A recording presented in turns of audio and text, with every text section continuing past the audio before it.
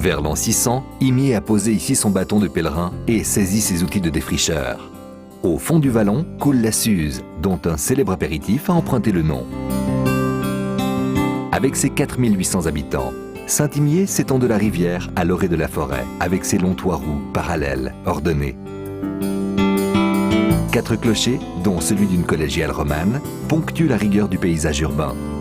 Orientés plein sud, les petites fenêtres des maisons prennent le maximum de soleil. Leur architecture rappelle l'essor industriel et horloger de la région dès 1800.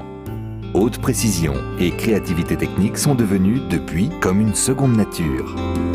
Longines, Tagueillère, Blancpain, Chopard, Breitling.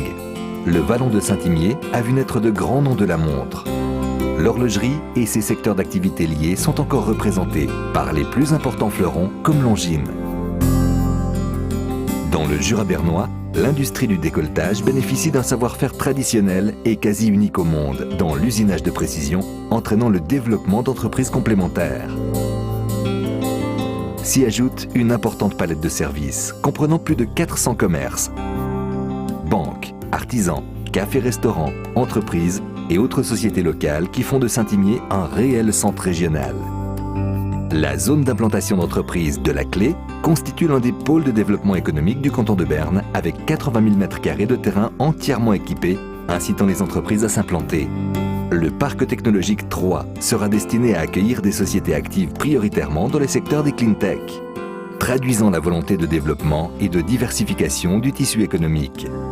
Il s'inscrit dans la logique high-tech du parc technologique 1, destiné à l'accueil et à la domiciliation de start-up et de spin-off. Gage de synergie optimale, le bâtiment reçoit les laboratoires de la Haute École Arc Ingénierie, l'Institut de transfert de technologie ainsi que le Tornos Research Center. Côté tourisme, une nature toute proche offre de quoi marcher, pédaler, grimper, galoper, nager, patiner, skier, surfer, voler. Saint-Imier mérite une visite et vous promet un agréable séjour aussi bien en hiver qu'en été. Le funiculaire Saint-Imier-Mont-Soleil donne accès aux activités proposées sur la montagne du Droit, parapente, trottinette, vélo électrique, char attelé, ski de fond, raquettes, bob sur piste éclairée. La station supérieure est le point de départ du sentier découverte reliant Mont-Soleil à Mont-Creusin, abordant des thèmes tels que la météorologie, la faune et la flore, les éoliennes, qui constituent notamment la plus grande installation de ce type en Suisse. La centrale solaire de Mont-Soleil est l'un des plus grands centres de compétences suisses dans le domaine du photovoltaïque. À proximité immédiate, l'Observatoire astronomique propose de partir à la découverte du ciel et de ses mystères. Au sud, le parc régional Chasseral offre une nature sauvage et préservée, permettant des randonnées à pied, à cheval, vélo, ski ou raquette. Le domaine des Bugnonnet Savanières comblera les amateurs de glisse hivernale. À Saint-Imier, le parcours énergie horlogère fait découvrir aux visiteurs la passionnante histoire de son développement et de son impact sur la vie de la localité.